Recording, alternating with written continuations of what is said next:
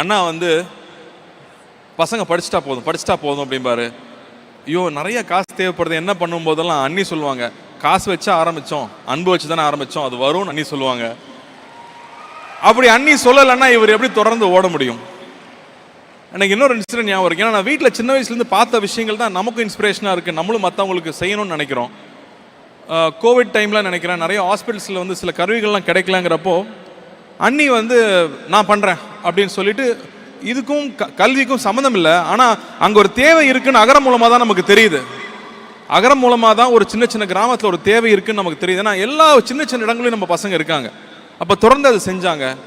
அம்மா பார்த்தோம்னா கண்ணுக்கே தெரியாது, எப்பா அந்த வீட்டில் வேலை செய்கிறம்மா உங்ககிட்ட சொல்லலை, ஃபீஸ் கட்ட முடியலன்னு சொல்லி நான் காசு கொடுத்துட்டேன் அப்படிம்பாங்க. சின்ன வயசில் அப்பா பார்த்துருக்கேன். நம்மளோட புத்திசாலித்தனம் என்ன, 10 ரூபா செலவு பண்ண வேண்டிய இடத்துல 5 ரூபா செலவு பண்ணால் நீ புத்திசாலி இல்லையா, அப்படி தான் நம்ம கற்றுக்கிட்டு இருக்கோம்.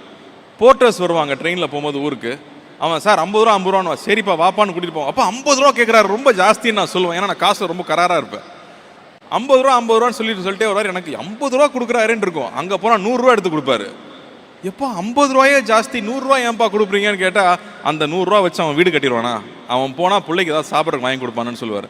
எனக்கு இது நான் வந்து ஒரு 10 வயசில் நான் கேட்ட கதை இது, ஆனால் இன்றைக்கி வரைக்கும் அதை மறக்கவே இல்லை. ஸோ இந்த மாதிரி ஒரு விஷயத்த நான் தொடர்ந்து கேட்டுக்கிட்டே இருக்கேன்.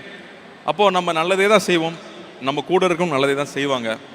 இந்த பாதை தொடரணும் அப்படின்னு ரொம்ப ஆசைப்பட்றேன். அதுக்கு இன்னும் நிறையா பேர் கை சேர்க்கணும்னு நான் கேட்டுக்கிறேன். இன்ஃபேக்ட் தியாதேவ் 2 பேருமே வந்து மாதம் 300 வந்து அவங்களோட பாக்கெட் மணியை கொடுத்துட்ருக்காங்கன்னு இப்போ தான் எங்களுக்கு சொன்னாங்க. எனக்கு ரொம்ப சந்தோஷமாக இருந்துச்சு. ஸோ தொடர்ந்து அடுத்தவங்க நல்லா இருக்கணும்னு நினைக்கிறவங்க தயவு செஞ்சு அகரம் கூட சேருங்க.